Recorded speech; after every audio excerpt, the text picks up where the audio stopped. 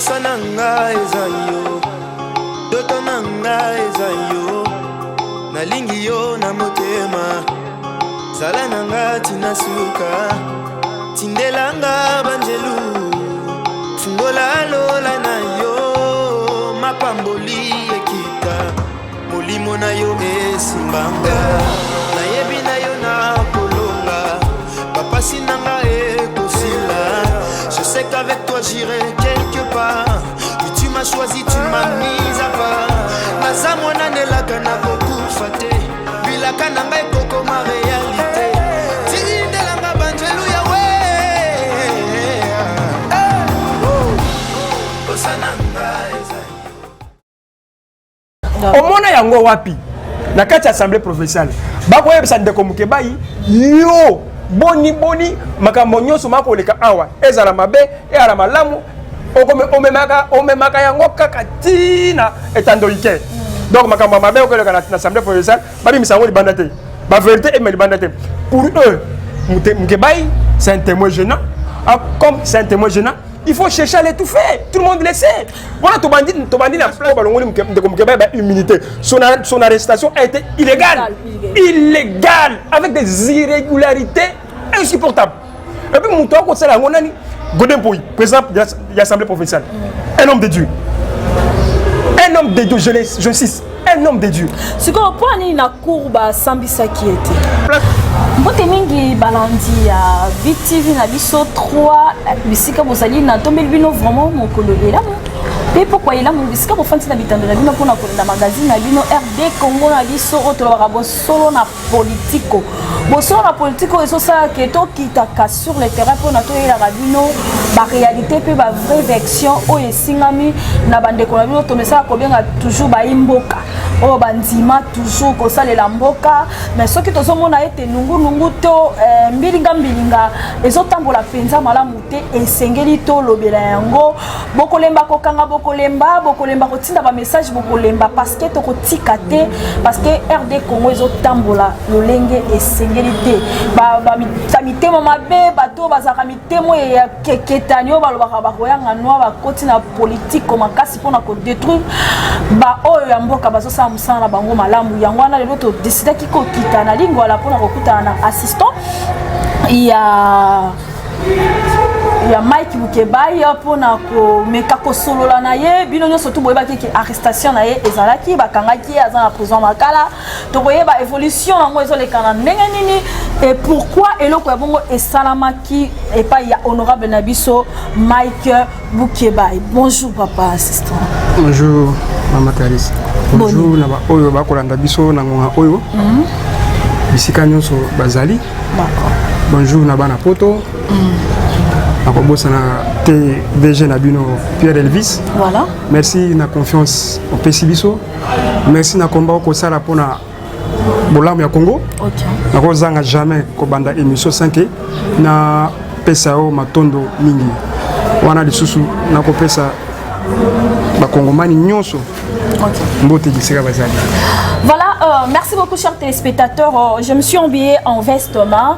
Bon, comprendre moi on a polo parce que l'élo vraiment dès samedi m'kolo auto kundi ndeko na biso Gianni célèbre le grand caméraman oyazaki toujours comme me la bino babilili ba image kitoko aleka na ba chaîne belé asali musana le lenge sengela ki Gianni akendaki na mboka o ebenga mi Afrique du Sud pona kozwa ba soin azaki na cancer ya gorge ma esimbité basali tout bandeko basunga ki bazalaki honorable na biso ataki loboko bataki loboko bazalaki tellement belé ndeko les heures pour azaki na makambo wana ti aka féliciter puis azongi mais esimbité nzamenda pesaka nzamenda botolaka tokolobaka ka pe à son âme mais na émission tokolela ye excusez-moi peut-être bokolobaki alati bilamba na bia baxi polo o eza signe ya matanga mais tozo continuer toujours musa na biso OK na ikotala ndeko na biso Mike Mukebai ko mwana mboka moi 2 jours je crois passé je sais pas 2 jours 1 jour boni ekuna la prison Ali malamu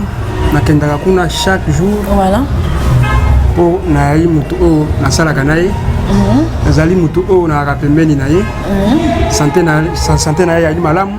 Nzambe ako batela, nkolo ako batela. Azali malamu ngambe mobali wana akana bolingo Congo. na kopesa nzambe matondo mingi po ali na esika pasi mais na esika pasi esika zali ndoto zali malamu akozela bima comme ça to continuer et tumana biso ndenge to bandaka yango. Voilà, merci beaucoup. Sikoyo programme na ye ya kobima ezandeli. Mama Clarisse bato banda na programme na ya kobima. Esengeli bato bayeba na tina nini nakangamaka. Oui, tokokoma wana na lingina yeba obi okendaka chaque jour kotala. Est-ce qu'il y a vraiment une certaine évolution par rapport à sortie na ye? Oui, sortie na ye tokozela. Abandi soki makambo etamboli malamu. Je crois l'ende à cause de Libanda. Ce qui m'a et ndenge ya malembe, je crois mardi, sans faute, à cause de Libanda. Voilà, merci beaucoup. Tant que kanga moi namboka Mike Mukebai, arbitrage naie ou bien ndenge ba le vaquier vis-à-vis ya humiliation naie, vis-à-vis ya ndenge esalama ki yango bongo et pas ya ndeko na biso Golden Boy bozo ki onde. Merci na mutuna na yo. Ezali mutuna bwanya. Omoni na mboka oyo, il faut batu bayebaka ndenge nini na kotosa mibeko. Moto soki ali na likambo na moto. Yo okeyi kofunda ye epa bazuzi. Eloko oyo zuzi ya kosala akolinga ayo ka version ya mutu oyo aye kofunda. Ye mokote zuzi akolinga ayeba moto oyo baye kofunda ayoka pe version na ye. Jamais zuzi akoyoka litoi moko. Zuzi ayoka matoi mibale. Ayoki matoi mibale. Siko ye moko na katikati. Akoyeba siko na kokata likambo par rapport ya makambo oyo bandeko mibale ba pesi ye. D'accord. Eloko nini na lingi ko ba place wana. Baye kofunda ndeko Mukebai na assemblée provinciale ya Kinshasa esika ali député provincial ya Kinshasa. Plus précisément na commune ya Lingwala. D'accord. Ndeko Mwanante ba mutu azalaki plaignant. Aye na plainte wana na assemblée provinciale. Pour afunda ndeko Mukebai. Pona nini aye nango kuna ndeko Mukebai ali moponami ya ville province ya Kinshasa. Okay. Plus particulièrement na commune ya Lingwala. Na yango ali député. Député ali na oyo babengi na lopoto immunité parlementaire. Ali moto lokola ngai na yo te. Ali na ba immunité na ye. Na yango tango baye kofunda ye. Kuna esika salaka na assemblée provinciale. Esengelaki ba longola ye ba immunité na ye. Et après ba zoyer ba pesa ye na maboko ya bazuzi comme ça ba yeba na kosambisa ye. Ndeko Mwanante ba une plainte à déposer à l'Assemblée provinciale à Kinshasa. Kolongola mutu immunité, je parle bien de l'honorable Mike Mukebai. Ezalaka na lolenge o ba bengi na français ba procédure ya ko landa. Plainte ye ba déposer na bureau Assemblée provinciale et pas moi na mboka Golden Boy, président de l'Assemblée provinciale. Elle ba une plainte wana. Ndeko Golden Boy, to ali na posa ya ndeko Mukebai, plainte ya ngoi. Ndeko Golden Boy akozwa plainte wana atali abi baye kofunda moko ya bafondami ya ville province ya Kinshasa comme on a nani ndeko Mukebai na yango eloko nini na koki kosala en tant que président assemblée provinciale ya Kinshasa na bengisa na notifier ndeko Mukebai na ebisa ke plainte moko ezali awa baye kofunda yo awa na lingi na yo ka version na yo par rapport à plainte baye kofunda yo. D'accord. Wana eza mibeku oyo ekomami na kati ya règlement d'ordre intérieur de l'Assemblée provinciale. Oh, il fallait mutu tout atosa. Na mboka oyo toyebaka ndenge nini ya kotosa mibeku. Tosalaka makambo na bisala salate. Ndeko Golden Boy asaleli yango te. Ndeko Golden Boy a violé article 95 il y a règlement d'ordre intérieur de l'Assemblée provinciale. A violé l'Issoussou, article 118. Il y a le règlement d'ordre intérieur de l'Assemblée provinciale. Article 95 le Binin. Ce qui va être fondé, Mkebande va être fondé dans l'Assemblée provinciale. Et c'est ce qui va être fait. Et c'est ce qui va être fait. Il y a une version par rapport à plainte qui va déposer là. de Godin Poyi alandi makomi oyo ezali na kati ya règlement d'ordre intérieur te a violé yango. L'article 118 ya règlement d'ordre intérieur, je voulais dire. Et le Biboye, si un député se sent lésé par une décision prise par l'Assemblée provinciale, le coronaïe, député Wana, je parle bien de Mike Mkebaï, Ali na Ningisa, il a appelé sa version naïe par rapport à plainte au Bafundelier. Et Ali, mi beu qu'il faut tout ça yango, il y a le règlement d'ordre intérieur, il faut tout ça yango. Boni yo, mon cambi Assemblée provinciale à Kinshasa. Oko to sami beku o eko kamba Assemblée provinciale na ndenge elongo banité. Boni. Alors toko kamba moko na ba sentiment, le pays ne se dirige pas avec les sentiments, le pays se dirige avec des lois. Nous devons tous respecter les lois. Les makomi oyo ezali na kati ya buku wana na lobi na sindi constitution te pour constitution pe zo pesa ya ndingisa ya ayanola après sa version na par rapport à plainte na article nango 19 na 61 wana na kati ya constitution mais na ke kuna te na kati ya règlement d'ordre intérieur oyo komami na kati ya l'Assemblée provinciale. Comment pour la violation wana na niveau wana? Bon, et ça l'arbitrage ou non arbitrage par rapport à ces dossiers? Dossier Mkebaï, je vais le dire maintenant. OK. Mkebaï, c'est un élément qui dérange. Mkebaï dérange par ses vérités. L'honorable mec Mkebaï, tout le monde le sait, il ne supporte jamais Mabé. Il dénonce toujours le mal. Alors na yango, lokola mutu yango ako mona kama kamba Mabé o biso to ko sala na assemblée provinciale awa ako bimisa yango o mona wapi.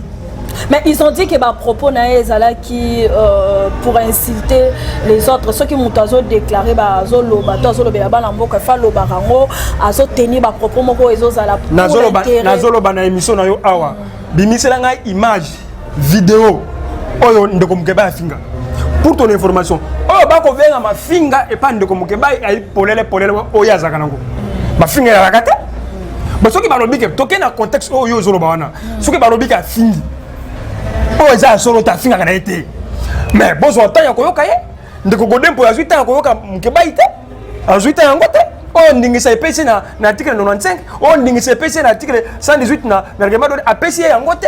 Godin Poyi a l'ongoli ba immunité ya mec Mukeba na ndenge elongo banité en violation des articles du règlement d'ordre intérieur de l'Assemblée provinciale. Est-ce que bakambaka batu bon bakambaka batu na sentiment? Je dénonce ici la mauvaise pratique au Godin Poyi à comme ça l'Assemblée provinciale. On dirait les cambo moko songolo pakala et zalaki na kati yango une main noire. Ça ne s'explique pas. Oh, le problème que pourquoi ba memi likamango na justice ba kata yango lolenge sengela kité comme Godin Poyi dit que il faut senga pardon. Ba ko senga pardon par rapport qu'est-ce que Mukeba a fait? On demande pardon pour avoir fait quelque chose. Mais on ne demande pas pardon pour faire plaisir à Godin Poyi. Non, mais non, j'ai dit non. J'ai dit télévision qu'il y a un problème entre Mike Mukeba et lui, c'est ça le problème. Non, le problème que Godin Poyi, Godin Poyi ne supporte pas Mukeba. Mukeba, c'est un homme de valeur. Mukeba défend les 80 millions d'habitants. Mukeba pour ton information, je vais te dire ça aujourd'hui. Mais certaines vérités, Mike Mukeba, ils ont blessé Godin Poyi. Bon, ça va. En tout cas, que Dieu te bénisse. On a dit qu'il y a certaines vérités. Des vraies vérités sur la gestion de l'Assemblée provinciale. Mukeba, c'est un député provincial. C'est un député de la ville-province de Kinshasa. Mukeba doit dénoncer tous les mal au Akomona na kati kuna Assemblée provinciale. Au mona yango wapi na kati Assemblée provinciale. Ba ko yebisa ndeko Mukeba yo boni makambo nyonso mako leka awa ezala mabe e ala malamu omemaka yango kaka tina etandolike. Donc makambo mabe ko leka na Assemblée provinciale babi misango libanda te. Ba vérité et libanda te. Pour eux Mukeba c'est un témoin gênant. Comme c'est un témoin gênant, il faut chercher à l'étouffer. Tout le monde le sait. Voilà, tu bandit la place au ballon de Mukeba immunité. Son arrestation a été illégale. Illégale. Avec des irrégularités insupportables. Et puis, mon tour, c'est la Godin Poyi, président de l'Assemblée provinciale. Un homme de Dieu. Un homme de Dieu, j'insiste. Un homme de Dieu. Ce qu'on point, il y a une courbe à Sambisa qui était. Omori, et balongo linde comme Keba immunité. Tandenge longo banité. Nous nous sommes dit quoi? On a écrit à Godempoy. Vous comprenez? On a 4 articles 118, il y a règlement d'ordre intérieur, il y a 4 assemblées provinciales. D'accord. Pour tout ce pays là quitter. Je parle bien de l'ordre Québec, tout ce pays là quitter na lolenge oyo ba immunité et longwa qui malongwa qui yango, tout ce pays qui na yango té. Alors, le règlement d'ordre intérieur nous donne cette opportunité là. Yanine, il y a que tout c'est justifié. Na indignation to zaki nango par rapport à la décision wana. To komeli bureau et assemblée provinciale. To robi boyi. Na lolenge bolongo lingai ba immunité, je parle bien de Mukebai. Oui. Et ali mabe makasi botosi ba article ya règlement d'ordre intérieur T botosi ba article ya constitution T. O eko pesa ngandingisa na pesa ya ngai makanisi par rapport ya plainte wana. Mais yo Godempoy oyoki kaka litoi moko veut dire oyoki mutu o ayaki kofunda ndeko Mukebai. Oyoki ndeko Mukebai te. C'est que yo o violé l'article de la Constitution, au violé l'article de nini, il y a des règlements d'ordre intérieur de la carte assemblée provinciale. À quoi bon d'être un président de l'assemblée provinciale? Tokomi. Si quoi, Mukanda Tokomaki, babengi yango na lopoto recours. Recours wana tokoti yango ezalaka na délai ya 8 jours. Tant koti, il faut ba notifier biso. On comprendre. Voilà. Na kotangi là article 118. Il y a règlement d'ordre intérieur, il y a assemblée provinciale. Lorsqu'un député s'estime lésé par la décision du bureau de l'assemblée provinciale, il peut introduire un recours par écrit. Après examen de ce recours, recours est côté, assemblée provinciale a examiné le recours yango. Après examen de ce recours, le bureau de l'assemblée provinciale notifie aux concernés par écrit. Donc après qu'on examine le recours nabiso to koti saki par rapport à la décision ya ba ko lever de comme immunité. Le bureau de l'assemblée provinciale notifie aux concernés par écrit. A qu'on notifier de comme par écrit. Ezali mibeko oyo ekomami na kati assemblée provinciale. Parce que tant beaucoup de recours besoin qui zelanga malamu na silisa mama Clarisse. Oko comprendre ngai malamu. La décision, on continue dans l'article 118. La décision prise à son endroit et on informe l'assemblée plénière. Dans les délais de 8 jours. Recours wana ezalaka na délai à 8 jours. Après 8 jours, ceux qui vont notifier concerné décision o ezwamaki pona kolongola ndeko Mukebai ba immunité ekwei. Mais toto saka mibeku, toto saka ba makomi, toto sa yango yo ekomami awa. Ça c'est le règlement d'ordre intérieur de l'assemblée provinciale. Article 95. Il y a le règlement d'ordre intérieur violé. Article 118 violé. Mais si ko ozo kamba assemblée provinciale na lolenge nini? Na ba sentiment na yo moko. To na motema mabe. Et ya rakata. Et la raté. Mais en gros, le cours toza to kotsa ki recours. Ndeko Godempoy a salé les sentiments na ye. À répondre binota après 8 jours. Après 8 jours à répondre. À répondre le cours article de 118 le lobby que soit répondre décision ko longola Mukebai ba immunité ko yi. Abeta okara. Omona ngo wapi? Toza na mboka nini? Bon, qu'est-ce qui fait que le règlement bango moko eza écrit que le président et l'assemblée bazo koka ko respecter en gros. Mais c'est ce qu'il faut dénoncer dans ces pays. Donc na mboka oyo et le konaye ko mona et le konaye ko constater exact que moto moko bo ala moki na ndako epai na ye oko na ndanga malamu ala moki epai na ye na ba sentiment na ye et moi sina na bana na ye aye nango esika bato bwanya bazali alobi ndeko Mukebai lokola ako bimbisa polele ya makambo ekoleka na assemblée provinciale ndeko Mukebai nazwaye na chaye pembeni. Est-ce que oyebi tobani na katikati? Est-ce que oyebi que ndeko Mukebai a été suspendu ou bien est suspendu de l'assemblée d'une année? Oyebi yango ba suspendre na assemblée provinciale ba pesi etumbu ya mbula moko asimbaka misolo na ye te anyataka makolo na ye kuna te afanda na ndako oyebi ntina nini basuspendaka ye mpona polele na ye alobaka na plénière alobi boye lokola nazwi nanu point wana bachef coutumier bakoputaka bango ndenge bakoputaka bango siège bazalaka na 4 sièges lokola bazalaka na 4 sièges nalingi basala boye bazwa 2 sièges bakopte bachef coutumier epuis bachef coutumier bakokopte bazala ya bwanya bayeba kokoma bakomona bango bakoputaka bango te mpona par sentiment to mpo ayeli ndeko ya te ayeba komakomona ye ayeba kotanga mama Clarisse ayeli kofinga te balobi afingaki alobi poste mosusu mibale oyo etikali bapesa bapersone vivant avec handicap bato yango bana lingana bato ya basono comme ça 4 16 bakabola yango bongo bato balobi bato assemblée provinciale balobi afingaki bachef coutumier alobi beaucoup pesa ngai bilili na émission nini na fingaki bango pour alobaki na nga bosolo na lobi na nga que na 4 16 wana bango pe va se retrouver mais bazala ba chef coutumier oya bwanya potoko mona kuna makambo bako sala kuna chef coutumier ayebi koma komona ete tout ça alobi fallait pas basala bongo balobi afingaki bayebisi ndeko Mukebai senga pardon alobi boye soki ba chef coutumier batungisamaki na ba déclaration na ngai na sengi bango bolimbisi na kati ya plénière okomona ndeko Godempo alobi te senga bolimbisi na plénière mobimba pour avoir fait quoi azui biloko na ye abimi balobi limbisa ngai balobi asali outrage à l'Assemblée. Maman Clarisse, outrage à l'Assemblée.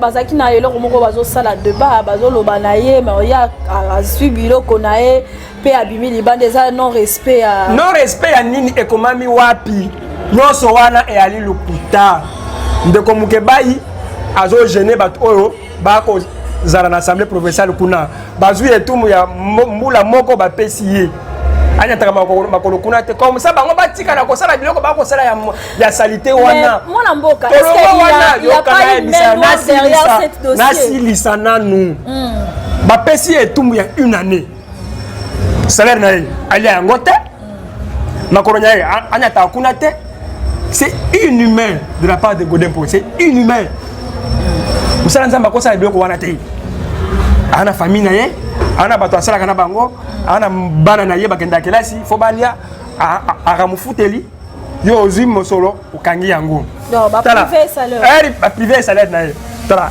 biso to bandaka bitumba oyo Mukebai ayaka na ba immunité parlementaire te oyebi yango ba immunité parlementaire wana tanto ndana ba marche tanto zoka ba gaz lacrymogène ta ba masasa betaka biso ebomaka biso kaya Rosi Mukendi parce que to akana ba immunité na biso ba immunité zalaka te bagara to bandango bandaka la 5 Mukebai za député to bunda yango ti to komina niveau oyo eza ba immunité muto ko pekisa biso te eza ba immunité muto e ko loba non yango te yango e ko na ko loba awa ba kuya na politique o mona conséquence yango yango na ngina loba mwana mboka est-ce qu'il y a pas un main noire par rapport à ce dossier de Mike Mukebai?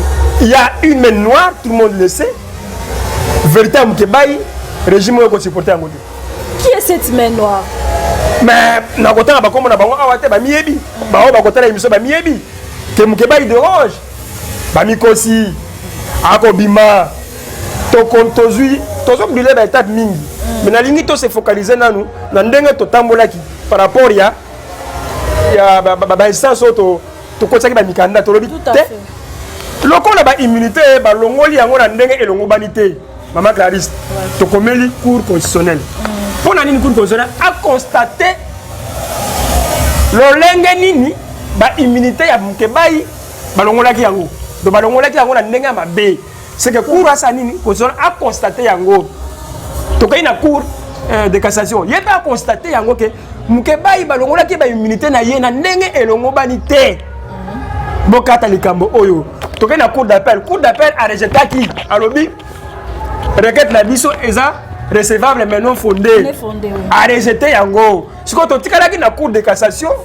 na cour constitutionnelle Mama Clarisse ya kokamwa ndeko Godin Poi o akomi benga président de l'Assemblée provinciale de la ville province à Kinshasa akwei na cour de cassation ayeko kwei ya lobby awa na cour constitutionnelle lobby ezui ngai madame bato apota bakola ngai madame cour azui requête na biso alobi requête na bino eyali recevable et fondé alongoli ba décision nyonso oyo ndeko Godin Poi azwaki likolo ya ndeko Mukebai balobi Mukebai ali na raison lolenge bolongoli ba immunité na ye botosi règlement d'ordre intérieur ya assemblée provinciale te to évoquaki baka wana na requête na biso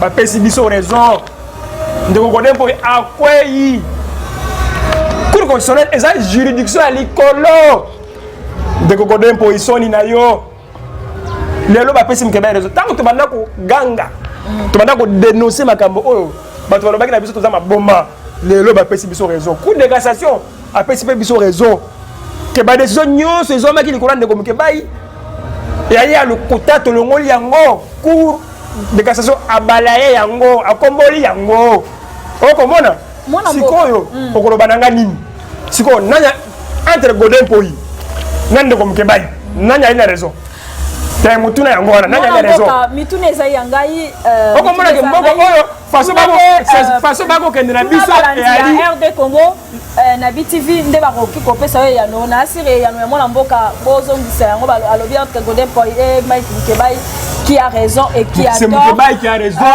La cour constitutionnelle a tranché. La cour de cassation a tranché. Toi na mboka oyo mutu azali likolo ya mibeku arite. Biso nyonso tout il faut tout saka mibeku ya mboka. Elingo loba te po ozali assemblée président assemblée provinciale ya Kinshasa onyataka mibeko oyo eko kamba assemblée provinciale. Na yango na koloba boye ba député o bazali kuna. Hein Mama Clarisse. Musana bango ezani. Non, ça a révélation muke awa. Est-ce que vous avez dit que l'Assemblée provinciale kuna opposant à ça juste oui bien bana mboka na kati assemblée provinciale kuna opposant à bazalité yo kana ebisa na pas deux exemples. Est-ce que vous avez dit que le gouvernement argentin ngobila vous avez dit argentin zanani gouverneur ya ville province ya Kinshasa. Est-ce que vous avez dit que le gouvernement na yé ba opposant baza argentin za muto nani muto FCC ya FCC boni muto FCC akende kozwa ba ministre ya opposition pas contre le gouvernement naïe. Ça c'est une façon de faire la politique. Avis il y a MLC. On a dirigé le budget à la ville province à Kinshasa. À côté le gouvernement naïe. Mais baba kabola pouvoir moi amboka nyo surtout. Ça c'est quelle façon de faire la politique. Moussa et Kotambo malamu ezaka te lokwa zamuta FCC il faut azwara batu na kati ya gouvernement et FCC. Ça c'est une mauvaise je te dis ceci. Il faut pas toko sakabana mboka. On comprend là? Ngai na yali opposant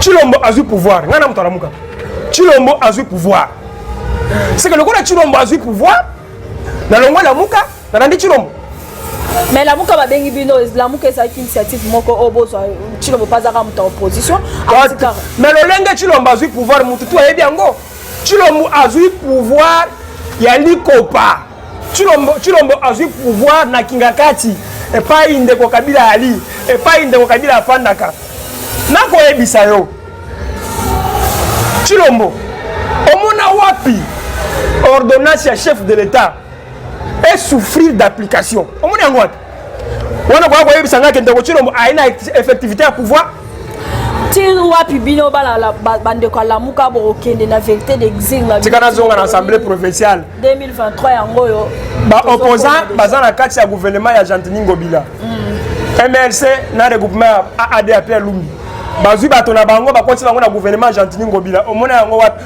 nous devons arrêter cette façon de faire la politique c'est une politique à la congolaise yango biso ba jeune otoko ya il faut to bongo la ba politicien o avéré oko na ngai to pesa bango mateya elingo loba que ba politicien to na bango bali wana pona mabumu na bango bali wana pona peuple congolais te na yango moni bako bunisa ndeko Mukebai ndeko mukeba ya quoi aza locataire 2 ana mwasi maman cocotte que je salue en passant ana bana ni balé Megan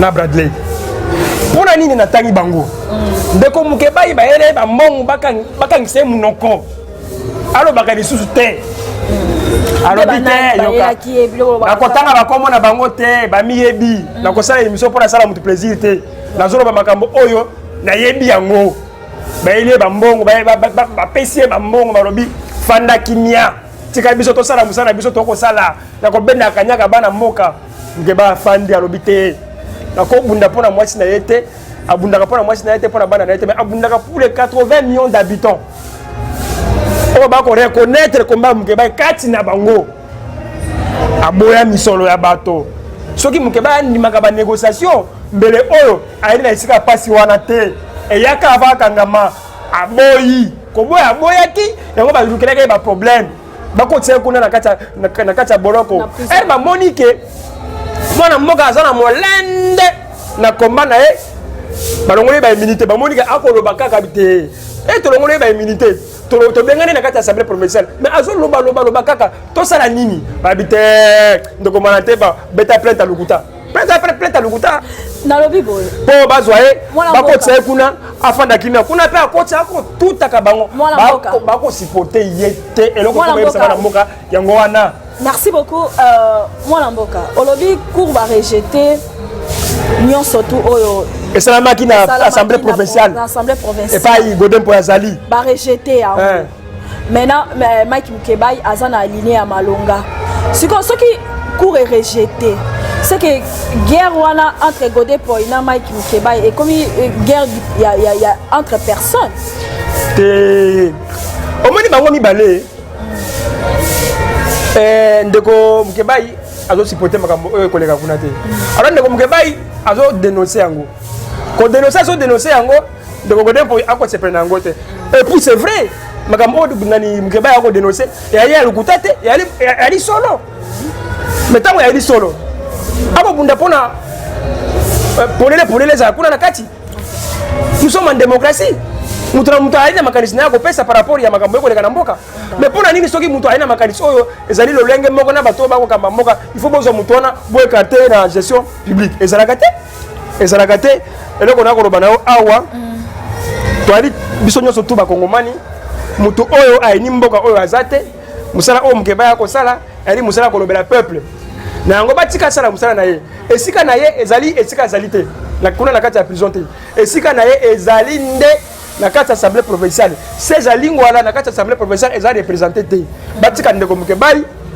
aya abandela azongela musala na ye ndenge longo bani nazo condamner ba mauvaise pratique oyo ko salema na kati ya assemblée provinciale kuna botika biloko wana e ali malamo te e toko telemena bino tina suka komba oyo tokotika yango te na ba oyo bakotuna ngai soki Mukebai abimi akoloba nini toko continuer bagarre tina suka tokobanga moto te mais tokosala yango na kotosa mibeko ya mboka biso toka violente.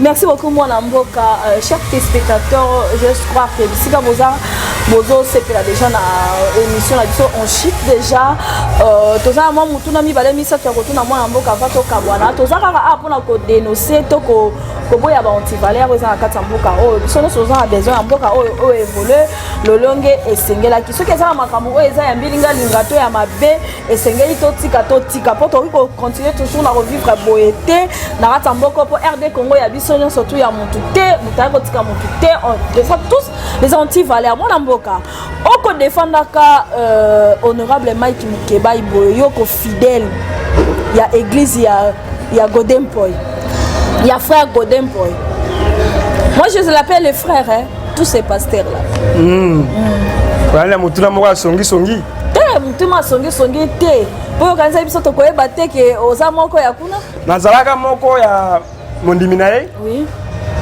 lelo na ko profiter na micro na yo na lo na yebisa bana mboka boye boko tungisanga mingi Godin Poy alaka pasteur na ali pasteur na yo bo fanda bo bongisa tika ko tutaka ye ngai na ali na problème na Godin Poy te voilà problème na ngai ali boye na lingaka te esika na ko lobaka makambo ya mboka boko tisaka bosoto te na alaka mondimi ya Godempo nako wanga nango te na pese mbote isika azali mais lolenge na monaki ndeko Godempo ko traiter dossier ndeko Mukebai na lobi te Godempo pour awa na assemblée provinciale nako zoya le ko président assemblée provinciale nako zoya le ko pasteur te wana il faut to longola to aina kata église alingomba na église Mère de l'Éternel te to na kata assemblée provinciale soka sali malamu na ko betele maboko soka sali mabe na ko telemela ye ngena kana bongo dans ma vie je ne cautionne jamais le mal ce que Godé a fait na kata dosa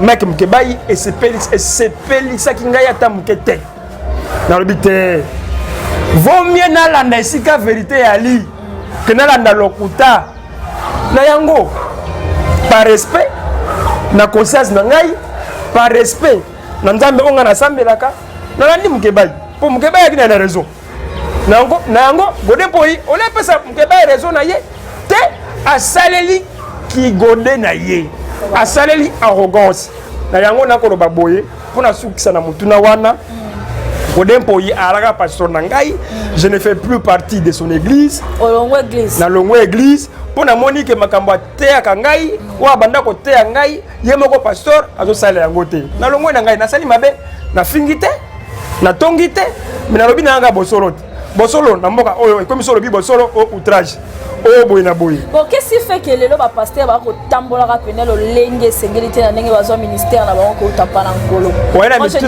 na mituna moko malamu mais émission comme na suka omoni ba pasteur oyo abiso to na ko yebisa bandimi nyoso ya mboka ya Congo bozala na courage ya lokola ya ngai moko na fandi na bino awa na yo awa na plateau omoni pasteur na yo ako tambola nzela oyo elongo bani te boya ye surtout bino ba mama boko kumisa ba pasteur na façon moko non oyebi ke pasteur ako tambola malamu te mais dénoncer yango longo na église tala lelo ya ba pasteur mais pour nini tozo bozo ponga nazoka na courage déjà pour ba tebele ba kondana ngai Godé za président assemblée provinciale kangama na ye akopesa musala na bite akozana azana na ba mongo na ye voilà na biloko na ye mais tant que tamboli na lolenge elongo bani te oye moko te ngai moi nazana courage ya koloba ke no dadi otamboli na nzela o elongo bani te soka na moni ayoki te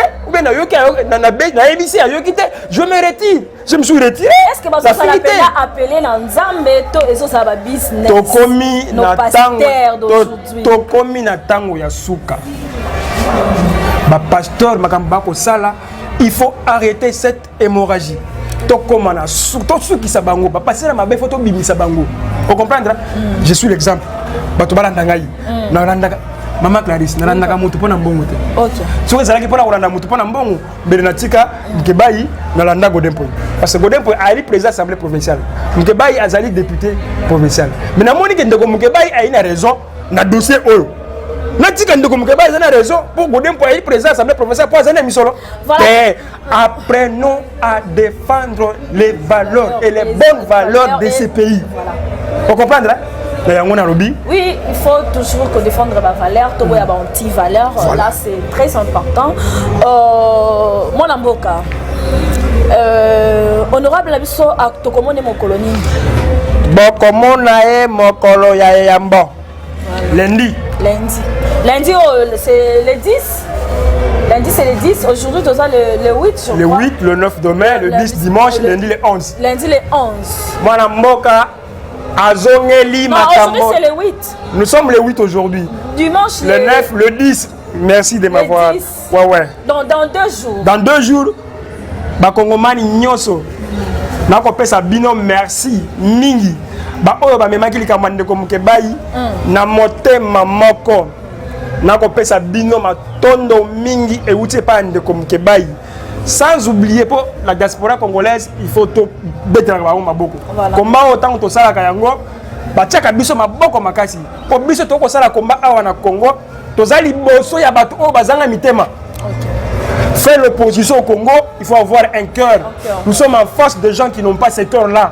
Yango to beta maka, to kanga maka, ba gaz lacrymogène, ba massage ba aussi ba kenda, ba kapanga ba kenda, on komona siko eloko ngo. La PSI, la diaspora congolaise, matondo mingi na pesi pe patron na yo. Voilà, Elvis. Pierre Elvis ba matondo na yo. Lelo ba su décision ya kobimisa Ndeko Mike Mukeba na prison d'ici déjà lundi, je crois, dans 2 jours. Bon, ba bimisi pour wana ka rekangisaki, ensemble wana ka rekangisaki, ensemble wana ka lelo su décision susu ya ko bimisa ye libanda. Mais ba Monica asali eloko te. Tala. Namboka oyo est-ce que bakata na makambo lolenge bazokata wana?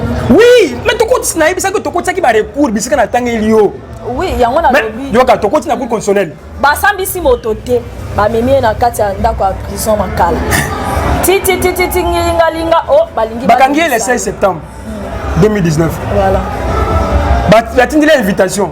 Tozwa invitation tokende toyeba na parquet nani afundi biso. Tokoma na parquet kuna kosamba moko alokota. Tomona kande ko manate ba bimi. O ngani mutu nafundi ye. Mama, soki ba pesi invitation. Ya like okende ko yeba nani mutafundi yo. Ya libongo te. D'accord. Tokomi kuna po toyeba mutafundi biso. Tobani na kosamba. Kosamba moko bongo kaka après le même 16 septembre. Bazine de Komkebai wapi na maka escorter on dirait ba kana kie banda kala. Ba pesi raison de.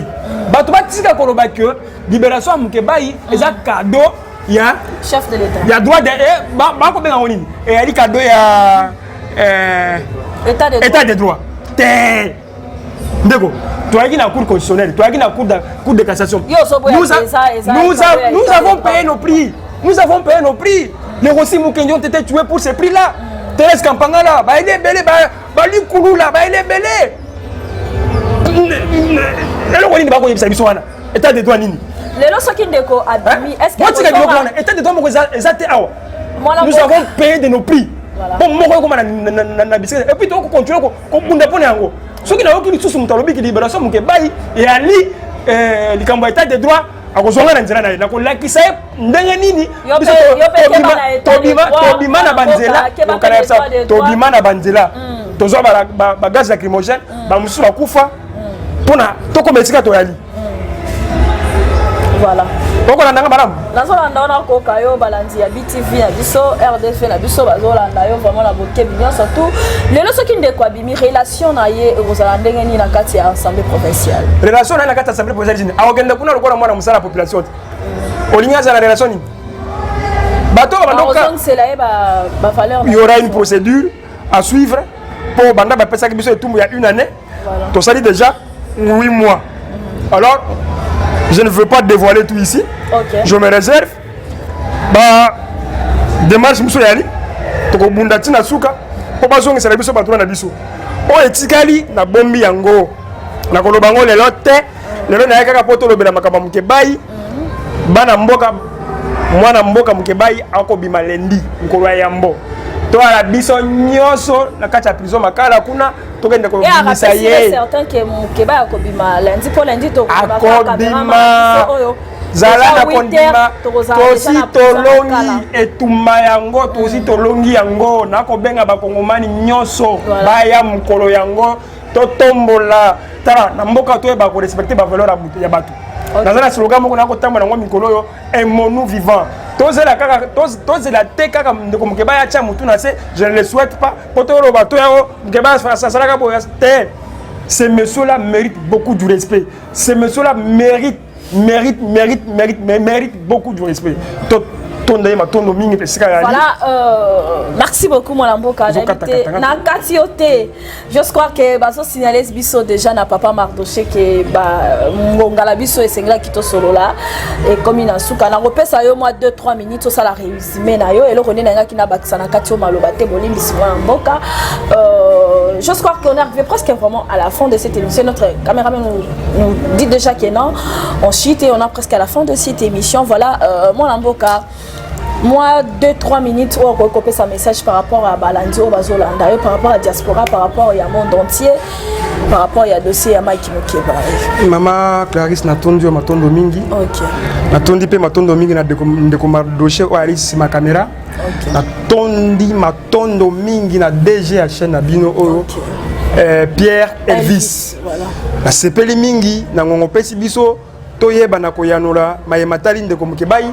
Et ça l'ingaï bien, na yebi komba na yo, kolo pesa obwanya, makasi, o continuer na musala o kosala pona mboka na pesi su matondo mingi na ba oyo nyonso na bandeli susu bazwa likambo ndeko Mukebai na motema na bango na mitema na bango po ba soutien eyaki de partout, les soutiens financiers, les soutiens physiques, les soutiens donc trop de soutiens na pesi bino merci mingi député na bino mwana mboka Mukebai lendi ayali libanda biso nyonso toya na boloko ya prison makala to ya mbaye na esengo to même to longola na esika pasi inde to na etina ndako epai afandaka na yango eloko ndako lobakaka que apprenons à respecter le test, apprenons à respecter les lois du pays pour bien avancer, faire bien avancer ce pays. Na ina minga kolobate ngai combattant na bino mulobele na bino na sukise awa minga kolobayalité to continuer na etumba Mukeba ko bima bagare ko continuer na kotosa mibeko ya mboka po biso to akala biso ba violente soki o na lobby esuyo ya ina ngoma makambo na lobby na fini motote na tonge motote na lobby na ngase bosolo matondo mingi mama Clarisse. Oui, merci beaucoup mwana mboka esengo zalaki akoyamba yo lisusu na yebi ke eza mbala ya suka te na kati ya plateau na biso ya RD Congo bosolo na politiko na surtout ko banda kokutana ka mwana mboka. Problème ya lité tala ka émission na o émission ya bwanya malgré raté 3 fois lelo et salami na volonté na moko hein. Voilà. Claire. Elvis, la volonté na ngai te mais la volonté ya Clarisse. Abandaki kolinga te na éviter so abandaki ko banga nini. Na ndaki kolinga mon boss a évité à part musala oyo ya ki journaliste oyo Naza fait travailler quelque part dans une société en tant que secrétaire de direction. Vu mon temps, mais je fais un effort quand même. Il y a quand même ma image et puis qu'on respecte quand même moi rendez-vous. Yango attaque on a taquiné yo. Boss. Pierre Elvis. Aibi ko sala musana madame. Matondo mingi na yo. Encore une fois de plus. Voilà, merci beaucoup Balandi Abiso ya RD Congo na biso to komi vraiment na suka ya émission na bino boso na politico RD Congo na biso bisika auto ko bana toujours ko défendre ba anti valeur oyo le grand la kata mboka oyo sotu mutezo sila te to ebite lo ni nango eza kuna projet ngo suki ndenge nini bana pompage ba siliki ba longol ba tol pompage to moni sotu muto o il faut ba bandela tozo yeba tendi la embouteillage ba kangel biso tous les trois na bitabe na de bonhomme na Pascal.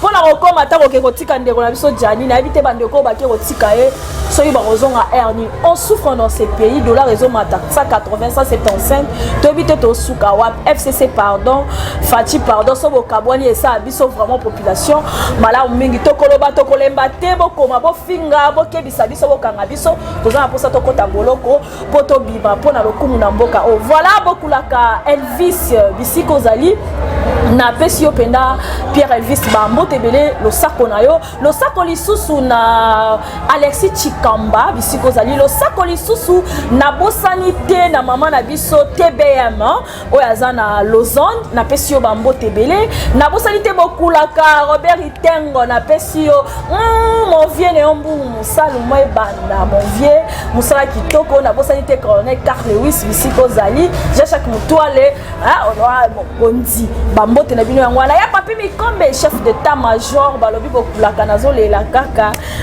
kitanga repo. Merci à toi le prophète Jojo, bon retour à Kinshasa. Merci beaucoup vraiment ya papi Mikombe. Un bon séjour à Kinshasa voilà. Bande kona biso o bandaka bosolo na politique tokutani mbala ya sima. Bye. Vous avez sur la photo.